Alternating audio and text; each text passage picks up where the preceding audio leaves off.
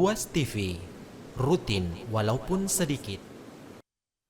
Seorang muslim untuk betul-betul taat kepada Allah Subhanahu wa taala dan beribadah kepada Allah dalam segala bentuk aspek dan segala bentuk keadaan, kondisi sehingga memang betul-betul seorang muslim, seorang mukmin adalah orang yang terpaut kuat dengan Allah Subhanahu wa taala dari sisi keyakinan, dari sisi ibadah mahdhah, dan bahkan seluruh aktivitas dan kegiatan yang dilakukan oleh seorang muslim seyogianya dapat bernilai pahala di sisi Allah Subhanahu wa taala. Pemirsa Ruas TV yang dirahmati oleh Allah Subhanahu wa taala, pada segmen kali ini yaitu segmen Syarah Arba'in Nawawiyah, insyaallah kita akan melanjutkan kembali pembahasan hadis Arba'in Nawawiyah dan kita telah berada pada hadis yang ke-36 dari kitab ini di mana Al-Imam An-Nawawi rahmatullah alaihi mengangkat hadis yang cukup panjang diriwayatkan dari sahabat yang mulia Abu Hurairah radhiyallahu taala anhu. Imam Nawawi mengatakan, an Abi Hurairah radhiyallahu anhu anin Nabi sallallahu alaihi wasallam qala, dari Abu Hurairah semoga Allah meridai beliau, dari Rasulullah sallallahu alaihi wasallam beliau bersabda, man nafasa an mu'minin kurbatan min kurabid dunya nafasallahu anhu kurbatan min kurabi yaumil qiyamah. Kata Rasulullah, barang siapa yang meringankan atau menghilangkan dari seorang mukmin sebuah kesulitan dari kesulitan-kesulitan kehidupan dunia, nafasallahu anhu kurbatan min kurabi yaumil qiyamah, maka Allah Subhanahu wa taala akan menghilangkan baginya satu keadaan yang buruk, satu kesulitan bagi hamba tersebut pada kehidupan akhirat kelak. Wa man yassara ala mu'sirin yassarallahu alaihi fid dunya wal akhirah, dan siapa yang memudahkan orang yang sedang berada dalam kesulitan hidup, maka Allah Subhanahu wa taala akan memudahkan bagi orang tersebut dalam kehidupan dunia dan akhirat. Wa man satara musliman satarahullahu fid dunya wal akhirah. Kemudian kata Nabi, dan siapa yang menutupi aib seorang muslim, melindungi, menutupi aib seorang muslim, satarahullahu fid dunya wal akhirah, maka Allah Subhanahu wa taala akan menutupi aib-aibnya juga dalam kehidupan dunia dan dalam kehidupan akhirat. Kemudian kata Nabi, wallahu fi aunil abdi maka al abdu fi auni akhihi, dan Allah Subhanahu wa taala senantiasa membantu seorang hamba selama hamba itu juga senantiasa membantu sesama hamba Allah Subhanahu wa taala. Wa man salaka tariqan yaltamisu fihi ilman sahhalallahu lahu bihi tariqan ilal jannah, dan barang siapa yang menempuh sebuah jalan, menempuh sebuah perjalanan untuk menuntut ilmu, untuk mempelajari agama Allah Subhanahu wa taala, sahhalallahu lahu bihi tariqan ilal jannah, maka Allah akan memudahkan jalannya menuju surga Allah Subhanahu wa taala. Kemudian kata Nabi, wa mashtama'a qaumun fi baitin min buyutillah yatluna kitaballah wa yatadarasunahu bainahum, dan tidaklah sekelompok manusia berkumpul, bermajlis di dalam salah satu dari rumah-rumah Allah Subhanahu wa taala, di mana mereka membaca kitab Allah, mereka membaca Al-Qur'an dan saling mempelajari, saling mengajarkan, saling berdiskusi tentang Al-Qur'an, melainkan illa nazalat alaihimus sakinah wa ghasyiyatuhumur rahmah wa hafathumul malaika wa dzakarahumullahu fiman indahu, melainkan Allah akan memberikan 4 keutamaan. Yang pertama, Allah akan turunkan ketenangan di dalam hati mereka. Kemudian rahmat Allah Subhanahu wa taala akan meliputi mereka. Lalu yang ketiga, para malaikat akan menaungi mereka. Dan yang terakhir adalah Allah Subhanahu wa taala akan menyebut mereka di hadapan para malaikatnya. Kemudian kata Rasulullah di akhir hadis ini, wa man batta'a bihi amaluhu lam yusri' bihi nasabuhu, dan barang siapa yang ketika dia beramal berlambat-lambat, sengaja menunda-nunda atau sengaja melambat-lambatkan amalan yang seharusnya segera dia kerjakan, maka lam yusri' bihi nasabuhu, maka nasabnya tidak akan merubah status amalan tersebut. Ya, nasabnya tidak akan memberikan pengaruh apapun terhadap amalan yang lambat dikerjakan oleh seorang muslim. Nah, ini hadis yang disebutkan oleh Al-Imam An-Nawawi rahmatullah alaihi pada nomor yang ke-36, di mana hadis ini diriwayatkan dari Al-Imam Muslim rahimahullah taala dengan lafaz yang seperti ini. Nah, meskipun kalau kita lihat sebagian daripada penggalan hadis-hadis ini atau potongan hadis-hadis ini adalah hadis yang sangat masyhur tentu saja, dan diriwayatkan dari sahabat yang lainnya dari Nabi Shallallahu Alaihi Wasallam juga di dalam kitab-kitab hadis. Namun hadis yang datang dari Abu Hurairah dengan lafaz yang sangat panjang ini, dengan lafaz yang mengumpulkan beberapa hadis-hadis yang masyhur ini, maka ini hanya diriwayatkan oleh Al-Imam Muslim rahmatullah alaihi. Oleh karena itu riwayat inilah dan lafaz inilah yang diangkat oleh Imam Nawawi dalam kitab Arba'in Nawawiyah beliau. Pemirsa Ros TV yang dirahmati oleh Allah subhanahu wa ta'ala, kalau kita melihat secara umum hadis-hadis yang diangkat oleh Al-Imam An-Nawawi rahimahullah ta'ala di dalam kitab beliau ini, maka kita bisa melihat bagaimana beliau benar-benar menerapkan kaidah-kaidah yang kita kenal, yang kita ketahui dalam agama Islam. Ya. Yang saya maksudkan di sini bahwa di awal kita mempelajari persoalan niat. Ya, di awal kita mempelajari persoalan niat, dan itu adalah hadis yang pertama kali disebutkan oleh Imam Nawawi rahimahullah taala di dalam Arba'in beliau. Yaitu hadis Umar bin Khattab, Nabi SAW mengatakan innamal a'malu binniyat wa innamal likulli imri'in ma nawa, dan seterusnya. Kemudian setelah itu beliau masuk kepada penjelasan tentang Islam, kemudian iman dan ihsan, yaitu hadis Umar bin Khattab yang disebut juga sebagai hadis Jibril. Kemudian beliau masuk penjelasan tentang syariat Islam, lalu penjelasan tentang keimanan, lalu penjelasan tentang ihsan. Nah, kita bisa melihat, dan selama kajian syara arba'in, segmen arba'in nawawiyah ini, kita sudah menerangkan pembahasan hadis-hadis tersebut yang memang diurut oleh Al-Imam An-Nawawi rahimahullah taala dengan sangat sistematis sesuai dengan pembahasan syariat Islam di dalam agama Islam itu sendiri. Dimulai dengan persoalan niat yang menjadi pondasi awal dari keimanan kita, keislaman kita, bahkan seluruh ibadah-ibadah kita haruslah senantiasa diikhlaskan kepada Allah Subhanahu wa taala. Kemudian setelah itu beliau naik kepada pembahasan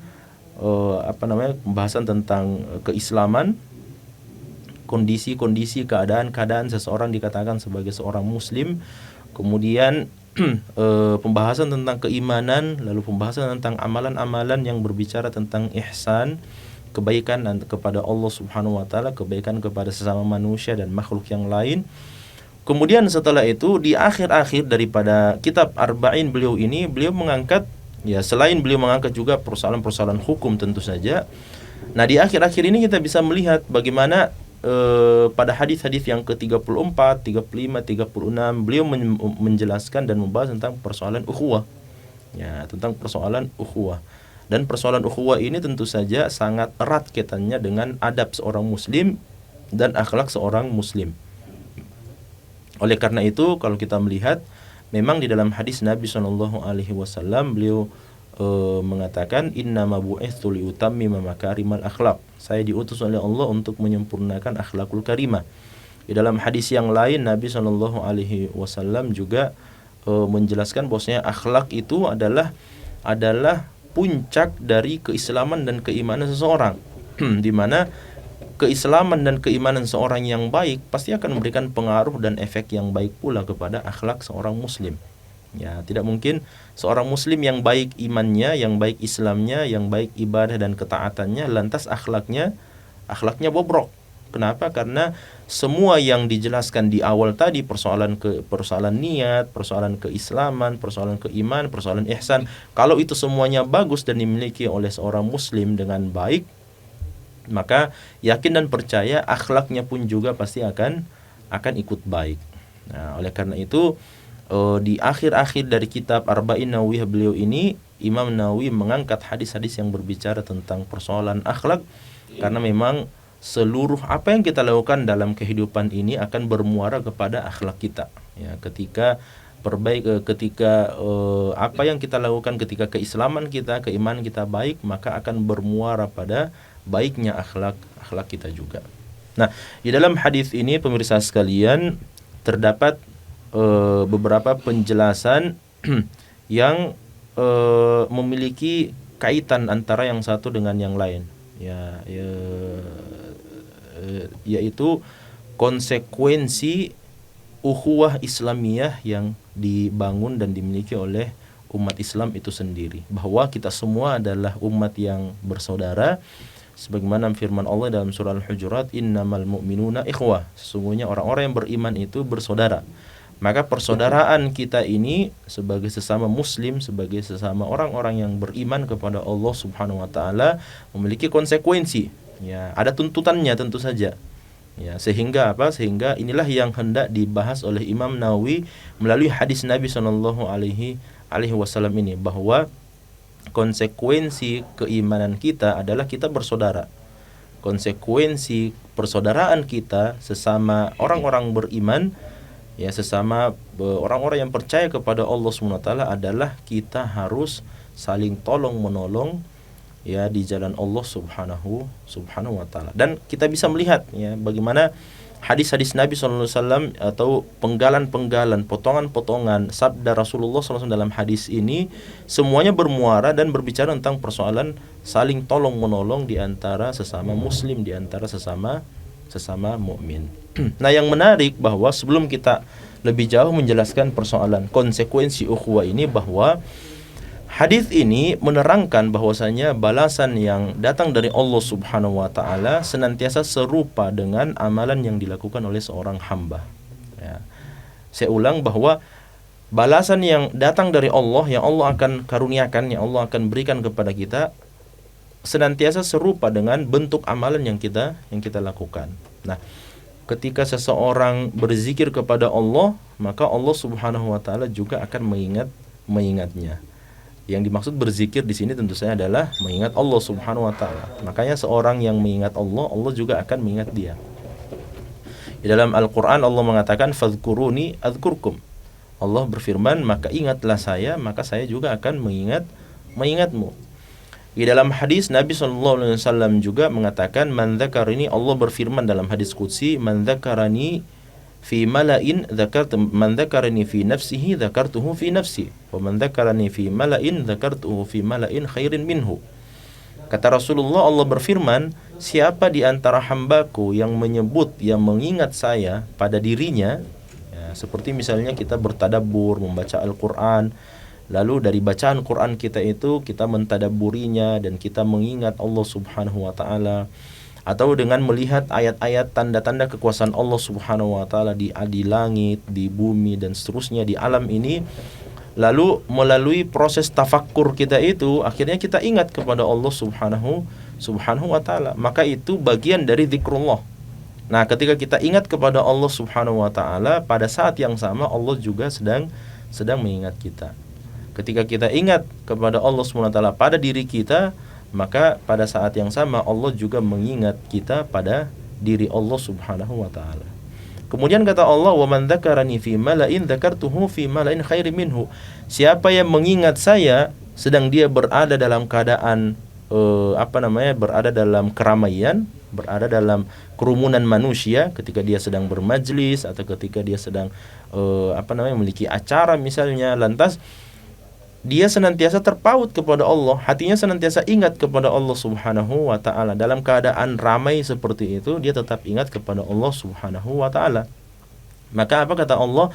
Dzakartuhu fi mala'in khairin minhu. Maka saya akan mengingat hamba tersebut atau menyebut nama hamba tersebut di hadapan para majlis atau di hadapan para malaikat Allah Subhanahu wa taala, di dalam majlis-majlis mereka yang tentu saja majlis para malaikat jauh lebih baik daripada majlis umat manusia. Nah, oleh karena itu ini di antara amalan yang Allah Subhanahu wa taala sebutkan bahwa siapa yang melakukan amalan ini maka akan dibalas dengan balasan yang sama juga oleh Allah Subhanahu wa taala. Ini diantaranya, siapa yang mengingat Allah maka Allah juga akan mengingat dia. Di antara balasan yang serupa yang Allah berikan, ya sama dan serupa dengan amalan seorang hamba, adalah ketika seorang hamba menolong hamba Allah Subhanahu wa taala yang lainnya. Nah, bentuk pertolongan ini tentu saja ada banyak. Makanya Nabi SAW di dalam hadis ini, di awal hadis ini beliau menyebutkan 3 bentuk kan. Beliau sebutkan siapa yang menghilangkan satu musibah yang menimpa seorang muslim, maka Allah SWT akan menghilangkan musibah yang akan menimpanya dalam kehidupan akhirat kelak. Nabi mengatakan man nafasa an muslimin kurbatan min kurabid dunya nafasallahu anhu kurbatan min kurabi yaumil qiyamah. Ini satu bentuk pertolongan di mana kita menghilangkan beban orang lain atau bahkan menghilangkan musibah yang menimpa oleh seorang muslim.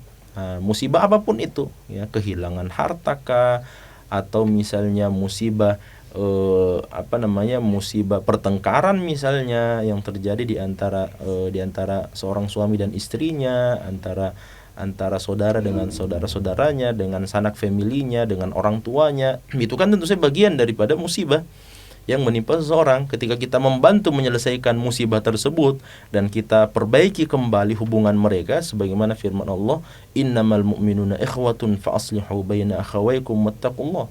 Ya, sesungguhnya kalian orang-orang beriman bersaudara, ya, dan karena kalian bersaudara fa aslihu baina akhawaykum, maka perbaikilah hubungan antara dua orang saudara kalian yang sedang bersiteru, yang sedang bertengkar. Ya. Termasuk misalnya musibah yang lainnya seperti seseorang yang tertimpa penyakit, misalnya musibah penyakit. Kemudian di antara kita ada yang berstatus sebagai seorang dokter, ya, maka dia membantu saudaranya yang terkena penyakit tersebut, ya, menunjukkannya kepada dokter yang lebih baik atau memberikan misalnya sebab-sebab kesembuhan melalui obat-obatan yang diberikan dan sebagainya, melalui terapi-terapi yang diajarkan oleh Nabi atau terapi-terapi yang dibolehkan secara umum dalam ilmu kedokteran. Itu ketika dia diniatkan sebagai bentuk amalan kita sebagai bentuk, ya, upaya kita untuk membantu saudara kita terhindar dan terbebas dari musibah yang sedang Allah berikan kepada dia, maka itu bagian daripada konsekuensi ukhuwah Islamiyah kita dan bagian daripada amalan yang sangat dipuji dan sangat besar ganjaran pahalanya di sisi Allah. Bahkan ganjaran pahalanya atau ganjaran kebaikannya akan diberikan ganjaran yang serupa, balasan yang serupa, ya, sebagaimana kita memberikan bantuan kepada saudara kita. Kata Nabi, man naffasa an mu'minin kurbatan min kurabid dunya naffasallahu anhu kurbatan min kurabi yaumil qiyamah. Siapa yang membantu seorang muslim, seorang mukmin untuk terbebas dari sebuah masalah, ya, dari sebuah bencana, dari sebuah musibah dalam kehidupan dunia, maka Allah Subhanahu wa taala akan memberikan bantuan kepada dia dengan menghilangkan musibah, bencana, cobaan yang akan menimpa dia dalam kehidupan akhirat. Dan tidak ada bandingannya tentu saja, ya.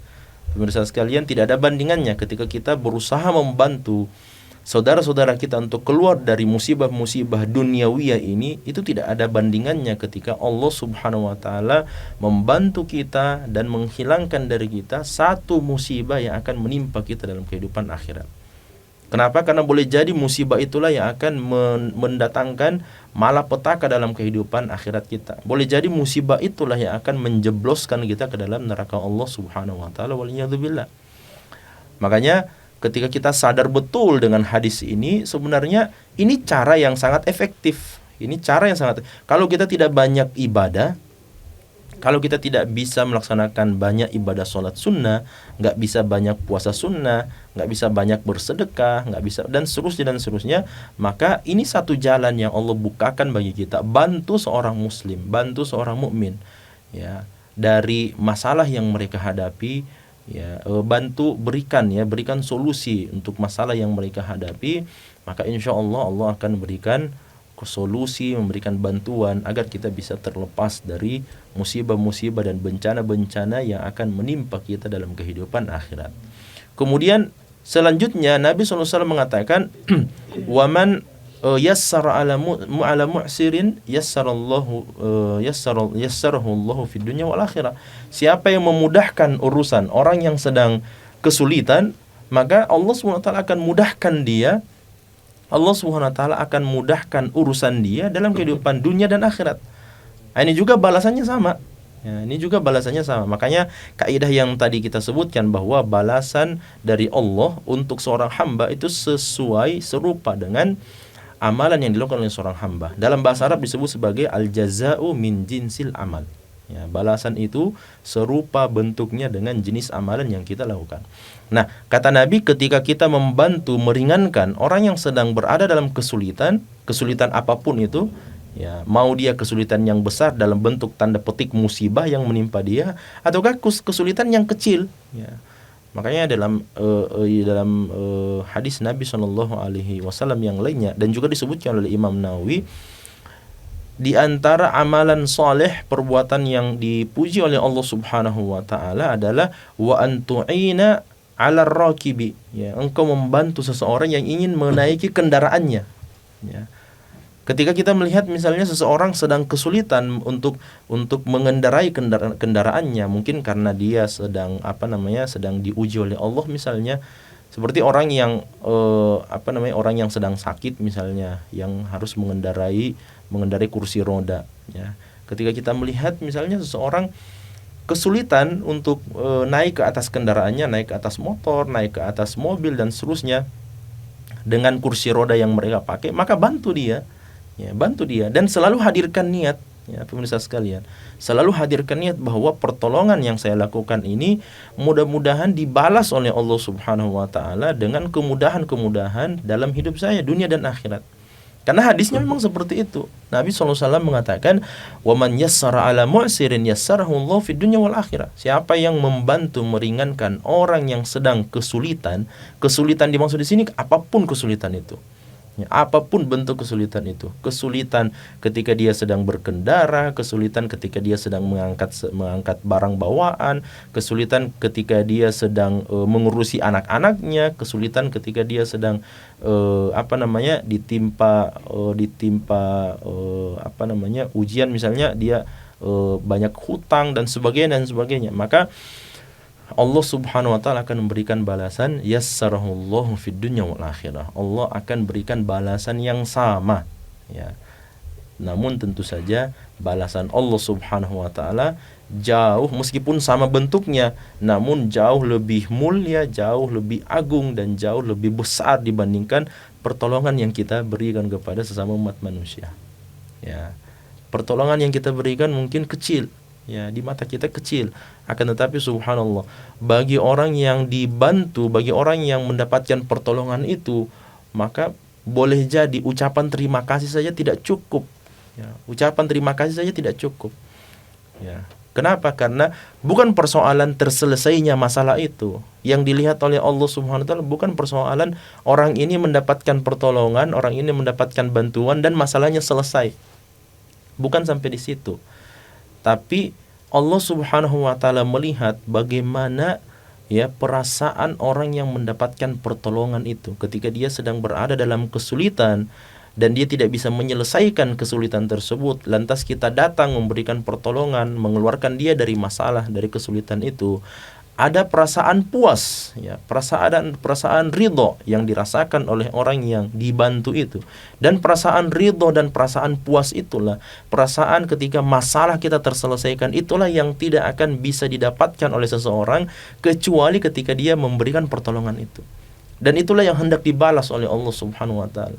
Ketika kita mampu membuat orang lain yang merasa sulit itu berada dalam kondisi ridho, berada dalam kondisi puas, bahagia, tenang, ya, tentram dengan masalah yang kita selesaikan untuknya itu, itulah yang hendak dibalas oleh Allah Subhanahu wa taala. Makanya Allah katakan yassarahullahu fid dunya wal akhirah. Allah akan mudahkan kehidupan dunia dan akhirat.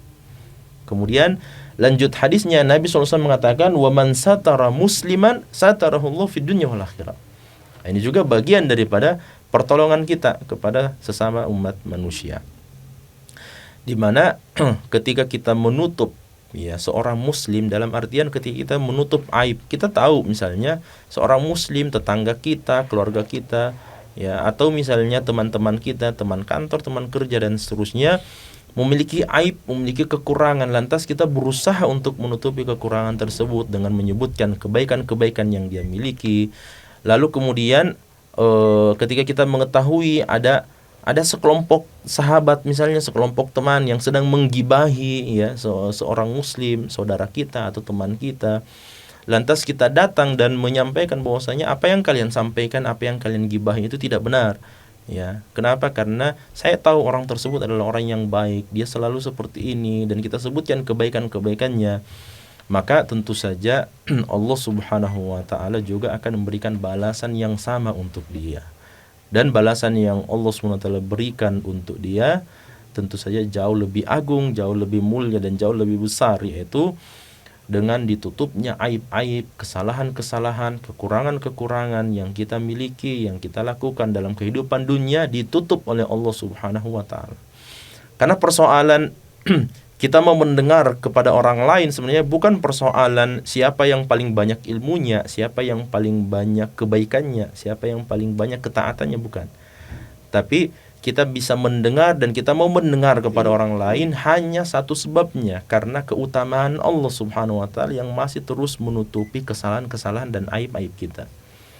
Karena kalau seandainya Allah SWT buka aib dan kesalahan kita kepada umat manusia, maka tidak ada seorang pun yang akan mendengarkan kita berbicara, dan tidak akan ada seorang pun yang mau menghargai, menghormati kita ketika mereka tahu bahwa kita memiliki segudang aib dan kesalahan di mata Allah Subhanahu wa taala. Makanya kita mesti banyak bersyukur kepada Allah Subhanahu wa taala. Selain Allah memberikan berbagai macam bentuk karunia, keutamaan, kenikmatan dalam kehidupan kita, di saat yang sama ketika kita melakukan kesalahan, ketika kita melakukan perbuatan dosa, ketika kita memiliki aib dan seterusnya, ternyata Allah Subhanahu wa taala masih mau menutupi kekurangan tersebut, masih mau menutupi aib-aib tersebut, masih mau menutupi maksiat-maksiat tersebut. Yang kalau seandainya Allah buka sebagian saja aib-aib kita, maka subhanallah tidak akan tersisa kebaikan dalam kehidupan kita ini, karena umat manusia akan memandang hina, memandang remeh kepada kita yang memiliki segudang kesalahan, keburukan di mata Allah Subhanahu wa taala. Nah, ini poin yang pertama, bahwasanya Allah Subhanahu wa taala akan memberikan balasan sebagaimana amalan yang kita lakukan kepada Allah Subhanahu wa taala. Pelajaran yang lain dari hadis ini, pemirsa sekalian yang dirahmati oleh Allah Subhanahu wa taala, bahwa di dalam hadis ini terdapat keutamaan yang dianjurkan oleh agama kita. Apa saja keutamaan-keutamaan tersebut, amalan-amalan tersebut? Yang pertama adalah menghilangkan atau meringankan beban musibah orang lain. Dan ini sebagaimana tadi kita jelaskan, bahwasanya menghilangkan, meringankan beban orang lain ini apapun bentuk beban, musibah, cobaan, ujian yang dirasakan oleh umat manusia, oleh seorang muslim. Ya, ketika kita berusaha menghilangkannya, ketika kita berusaha untuk menyelesaikan masalah yang dirasa yang menimpa seorang muslim, maka Allah Subhanahu wa taala pun juga akan memberikan balasan yang serupa. Kemudian yang kedua adalah memudahkan kesulitan orang lain, di mana Nabi SAW bersabda, "Wa man yassara 'ala mu'sirin." Siapa yang memudahkan orang yang mengalami kesulitan, yassarahullahu fid dunya wal akhirah. Allah akan mudahkan kehidupan dia, baik itu di dunia, begitu pula dengan kehidupan akhirat. Karena kehidupan kita ini tentu saja tidak akan mungkin running well begitu saja, ya. Tidak akan mungkin kehidupan kita ini berjalan baik selama-lamanya, ya. Bahkan seorang penyair mengatakan, boleh jadi seseorang itu mendapatkan karunia di waktu pagi, ya, tidak masuk waktu petang, melainkan dia telah ditimpa musibah dari Allah Subhanahu wa taala. Dan berbagai macam musibah bisa Allah berikan kepada kita, musibah kematian, musibah kerugian, musibah penyakit, dan berbagai macam bentuk musibah. Nah, makanya ketika kita memudahkan, ya, orang yang sedang berada dalam kesulitan, maka Allah juga akan membantu kita, memberikan kemudahan bagi kita, ya untuk melewati kesulitan-kesulitan dalam kehidupan dunia dan dalam kehidupan akhirat. Ya. Dan mesti kita fahami dalam tanda petik bahwa ketika Allah mudahkan kehidupan kita, bukan berarti Allah SWT tidak memberikan ujian, bukan berarti Allah tidak memberikan musibah. Ya, tapi ya boleh jadi Allah SWT tetap memberikan ujian, tetap memberikan musibah kepada kita, namun Allah Subhanahu wa taala akan menuntun kita untuk bisa keluar dari ujian tersebut sebagai seorang yang mendapatkan keutamaan yang sangat besar dari ujian itu. Ya. Karena ini berbeda ya. Berbeda antara kondisi seseorang yang tidak pernah ditimpa ujian, tidak pernah ditimpa musibah, dengan orang yang ditimpa ujian, musibah, berencana dan sebagainya, dan Allah bimbing dia untuk bisa keluar dengan baik. Ya, dan berbagai macam jenis, berbagai macam bentuk, ya, berbagai macam kondisi yang dialami oleh umat manusia ketika mereka melewati dua bentuk cobaan ini. Ada orang-orang yang diberikan kesehatan, ada orang-orang yang diberikan kekayaan, ada orang-orang yang diberikan kemudahan dalam kehidupannya, diberikan al-afiyah dalam kehidupannya, namun ya, ujian ini tentu saja adalah bagian dari ujian. Ya, ketika Allah SWT memberikan kelapangan dalam kehidupan kita, itu juga adalah bagian daripada ujian. Nah, ada orang yang dimudahkan oleh Allah Subhanahu wa taala untuk melewati ujian kelapangan itu, al-afiyah itu, sehingga dia keluar dari ujian tersebut dalam kondisi sebagai seorang muslim yang pandai bersyukur atas nikmat ujian kelapangan itu. Ya. Sebaliknya ada orang-orang yang tidak dituntun oleh Allah Subhanahu wa taala, sehingga dia tetap bisa keluar dari ujian tersebut, akan tetapi dalam kondisi keadaan dia tidak ridho kepada Allah Subhanahu wa taala. Nah, sebaliknya ada orang-orang yang ditimpa ujian, diberikan musibah, cobaan oleh Allah Subhanahu wa taala dalam kondisi dua. Ya, ada yang tidak dimudahkan melewati, dia tetap bisa lewat dari ujian tersebut, ya, namun subhanallah di akhir perjalanan dia dapati dirinya dalam keadaan tidak ridho kepada Allah Subhanahu wa taala dengan musibah dan ujian yang menimpa dia. Sebaliknya ada orang-orang yang meskipun dia ditimpa berbagai macam ujian, berbagai macam cobaan, musibah dan sebagainya, Allah Subhanahu wa taala tetap membimbing dia. Ya, Allah tetap membimbing dia, sehingga apa? Bertubi-tubi ujian itu menghantam dia, bertubi-tubi ujian dan musibah tersebut mendatangi dia, tapi dia tetap istiqomah di jalan Allah Subhanahu wa taala. Tetap ridho, tetap menerima segala bentuk ketetapan Allah Subhanahu, baik dan buruk tetap diterima oleh orang tersebut. Kenapa? Karena Allah mudahkan dia untuk melewati ujian itu. Nah, makanya kemudahan inilah yang kita harapkan dari Allah SWT. Bagaimana caranya kita bisa mendapatkan kemudahan melewati berbagai macam kesulitan kehidupan dunia dan akhirat? Salah satu caranya adalah dengan membantu orang-orang yang mengalami kesulitan yang sama, atau bahkan mungkin lebih kecil atau lebih besar dari kesulitan yang kita hadapi. Makanya ketika kita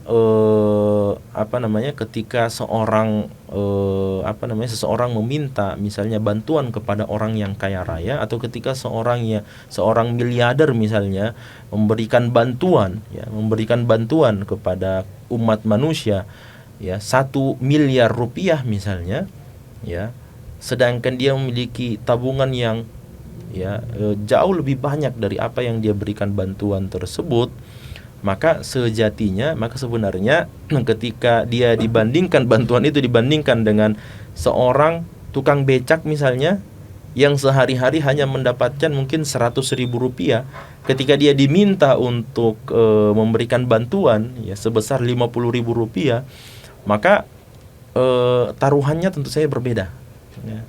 Taruhan antara dua orang ini tentu saja berbeda.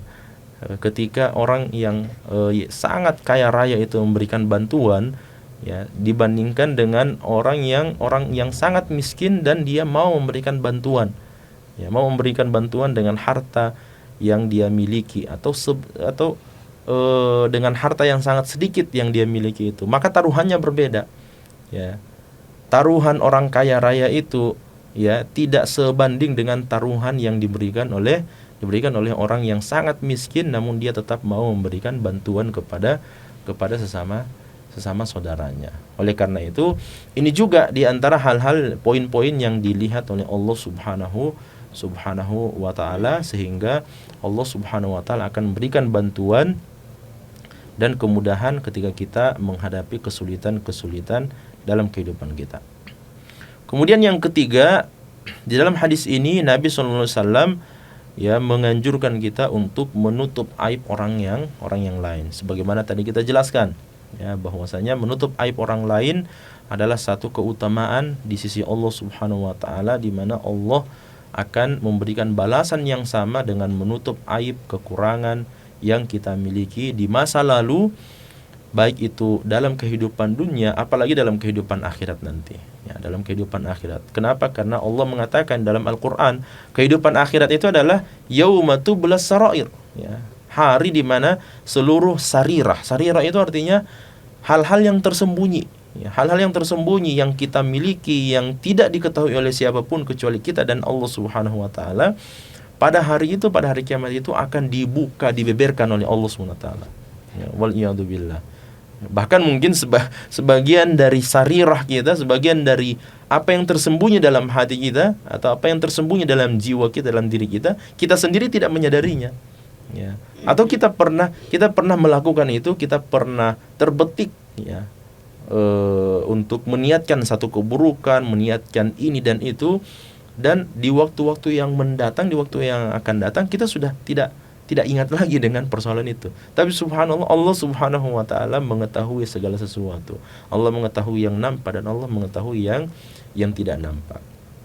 Oleh karena itu, perbuatan-perbuatan yang kita lakukan, bahkan dosa-dosa yang kita lakukan secara sembunyi-sembunyi, namun tercatat dengan sangat rapih di sisi Allah Subhanahu wa taala melalui tulisan-tulisan para malaikat, melalui tulisan Raqib dan Atid. Itu semua akan dibeberkan oleh Allah Subhanahu wa taala. Dibeberkan di hadapan Nabi kita Muhammad sallallahu alaihi wasallam. Dibeberkan di hadapan bapak kita semua, Nabi Adam alaihissalam. Dibeberkan di hadapan ibu kita semua, Hawa alaihissalam.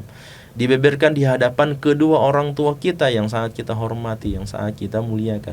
Dibeberkan di hadapan para malaikat Allah Subhanahu wa taala, dan dibeberkan di hadapan Allah Subhanahu wa ta'ala yang maha mengetahui segala sesuatu. Oleh karena itu, untuk menghindari yaumatublas sarair ini, maka sedapat mungkin kita menutup aib seorang muslim atau setiap muslim. Kalau memang seandainya Allah bukakan beberapa aib yang dimiliki oleh saudara-saudara kita, dan kita tahu itu tanpa kita niatkan dan tanpa kita melakukan tajassus mencari-cari tahu aib orang tersebut, lantas Allah Subhanahu wa taala menyampaikan informasi tentang aib saudara-saudara kita itu kepada kita tanpa kita inginkan, tanpa kita cari tahu, tanpa kita melakukan tajassus. Allah berikan ujian kepada kita dengan sampainya informasi aib saudara kita itu. Maka disitulah kewajiban kita. Kalau kita mau aib kita juga disembunyikan, dirahasiakan, ditutup oleh Allah, maka aib yang sampai kepada kita dari saudara kita itu pun juga wajib untuk kita tutup. Wajib untuk kita tutup, agar kemudian Allah berikan balasan yang sama untuk kita. Sebagaimana kita menutup aib saudara kita, maka Allah juga akan menutup aib-aib kita dalam kehidupan dunia, apalagi dalam kehidupan akhirat. Kemudian Nabi SAW juga mengatakan di antara keutamaan yang dianjurkan oleh agama kita adalah membantu orang lain. Nah, 3 poin yang tadi kita sebutkan itu, menghilangkan musibah beban orang lain, meringankan kesulitan orang lain, kemudian menutupi aib dan kekurangan orang lain, itu semua bagian kecil daripada wallahu fi aunil abdi maka al abdu fi auni akhihi. Dan Allah SWT akan senantiasa membantu seorang hamba selama hamba itu membantu sesama hamba Allah Subhanahu wa taala. Oleh karena itu, apapun bentuk bantuan, bukan hanya memudahkan kesulitan orang lain, atau bukan hanya menutupi aib orang lain, apapun bentuk bantuannya, selama kita niatkan itu lillahi ta'ala, maka insya Allah dengan izin Allah Subhanahu wa ta'ala akan datang pertolongan dan bantuan dari Allah Subhanahu wa ta'ala. Kemudian di antara keutamaan yang juga disebutkan dalam hadis ini adalah keutamaan menuntut ilmu, di mana Nabi SAW bersabda, man salaka tariqan yaltamisu fihi ilman sahhalallahu lahu bihi tariqan il jannah. Siapa yang menempuh sebuah jalan untuk mempelajari agama Allah Subhanahu wa taala. Dan ingat perkataan Ibnul Mubarak rahimahullah taala bahwa semua dalil baik itu dari Al-Qur'an ataupun dari hadis Nabi sallallahu alaihi wasallam, ketika disebutkan keilmuan atau pembahasan tentang ilmu, maka yang dimaksud dengan ilmu di sini adalah ilmu syar'i atau ilmu agama. Ya, makanya ketika Nabi mengatakan man salaka tariqan yaltamisu fihi ilman, siapa yang menuntut atau menempuh sebuah jalan untuk mempelajari dan mencari ilmu, maka yang dimaksud adalah ilmu agama. Yang dimaksud adalah ilmu agama. Maka Allah Subhanahu wa taala balasannya akan memudahkan jalan dia untuk memasuki surga Allah Subhanahu wa taala.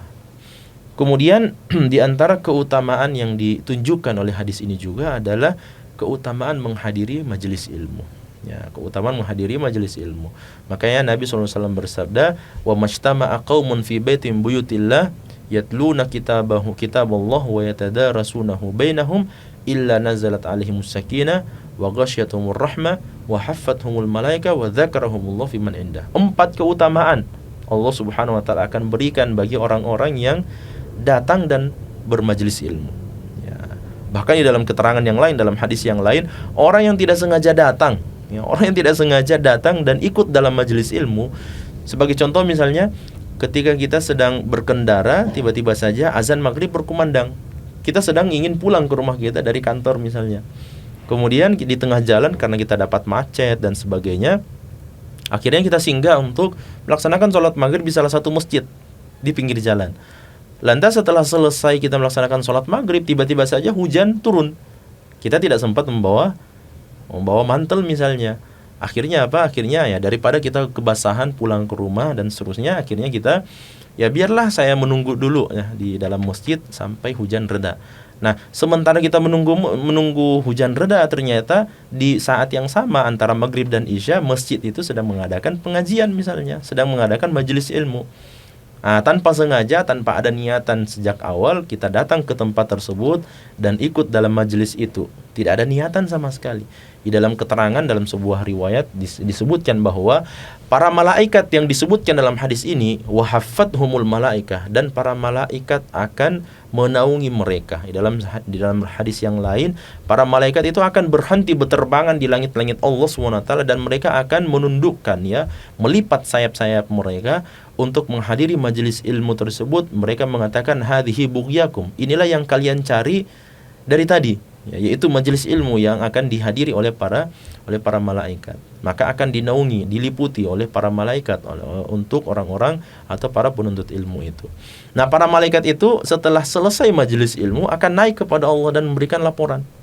Ya, masing-masing malaikat apa yang dia dengarkan, apa yang dia lihat dari hamba-hamba Allah SWT, dari sang ustadz yang menyampaikan ilmu, dari para penuntut ilmu yang sibuk mendengarkan majelis ilmu, sibuk mendengarkan ilmu pengetahuan, mereka itu semua akan disebutkan oleh Allah Subhanahu wa taala. Oh, fulan bin fulan hadir dalam majelis tersebut sejak awal, kemudian dia mendengarkan dengan baik dan seterusnya. Kemudian ada seorang malaikat. Dalam riwayat itu disebutkan, ada seorang malaikat yang melapor kepada Allah SWT. Ya Allah, tadi saya masuk dalam majelis ilmu tersebut dan saya melihat fulan bin fulan, yang datang dan masuk ke dalam majelis ilmu tersebut tanpa ada niatan sejak awal. Dia datang atau dia hadir dalam majelis ilmu itu karena sengaja untuk menunggu redanya hujan. Akhirnya dia masuk ke dalam majelis ilmu, dia dengarkan ilmu pengetahuan dan seterusnya. Maka apa kata Allah SWT? Allah berfirman, tuliskanlah untuk orang tersebut apa yang kalian tuliskan untuk orang-orang para penuntut ilmu yang sengaja hadir dan datang ke dalam majelis ilmu. Makanya Allah Subhanahu wa taala, Nabi SAW mengatakan, inilah majelis ilmu itu adalah majelis la yashqa fihi jalisuhu. Orang yang duduk di dalam majelis itu tidak akan pernah merasa kerugian, tidak akan pernah merasa rugi. Meskipun memang dalam kehidupan kita ini akan terbuang waktu kita, beberapa saat misalnya kita duduk mendengarkan ilmu, terbuang waktu kita. Kalau dibandingkan memang dengan upaya untuk mencari rezeki dan seterusnya, mungkin kita tidak mendapatkan apa-apa dari harta, dari uang dan seterusnya dengan hadirnya kita dalam majelis ilmu. Tapi subhanallah, dengan 4 keutamaan yang disebutkan oleh Nabi SAW, Termasuk juga keutamaan orang yang datang dan masuk ke dalam majelis ilmu meskipun dia tidak memiliki niatan sejak awal untuk datang ke dalam majelis ilmu, pun juga akan mendapatkan keutamaan di sisi Allah Subhanahu wa taala. Makanya majelis ilmu itu adalah majelis yang la yashqa fihi jalisuhu. Orang yang ada dan duduk di dalamnya tidak akan pernah merasa rugi selama-lamanya. Tidak akan pernah merasa rugi di sisi Allah Subhanahu wa taala. Kemudian hadis ini juga menjelaskan kepada kita anjuran untuk mencari tahu keadaan kaum muslimin. Karena mustahil kita bisa membantu seorang muslim atau umat Islam secara umum atau secara khusus kepada person-person tertentu kalau kita tidak mencari tahu keadaan dan kondisi mereka. Makanya Nabi SAW dalam kehidupan beliau sampai di siang bolong sekalipun Nabi SAW selalu mencari tahu ya tentang keadaan, kondisi para sahabatnya.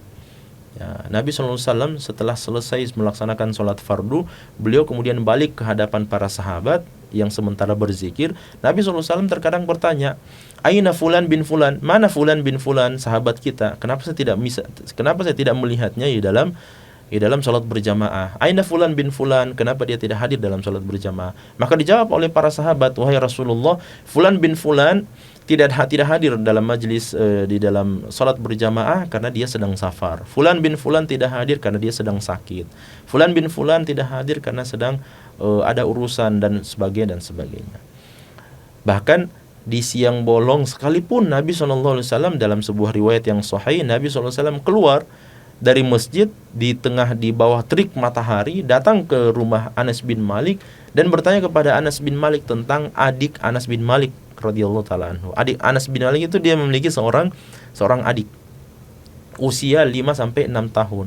Dan anak kecil ini memiliki peliharaan seekor burung kecil. Nah, inilah yang kemudian dilakukan oleh Nabi di siang bolong. Nabi SAW berjalan di bawah terik matahari, lalu kemudian datang ke rumah Anas bin Malik dan bertanya kepada Anas bin Malik, wahai Anas, kenapa saya tidak pernah melihat adik kecilmu? Ya. Maka disampaikan oleh Anas bin Malik, ya Rasulullah, adik saya itu sedang berduka. Kenapa? Karena burung pipit peliharaannya itu sudah mati. Ya, maka dijenguk oleh Nabi SAW. Mana adikmu? Mana kamarnya? Maka ditunjukkan oleh Anas bin Malik.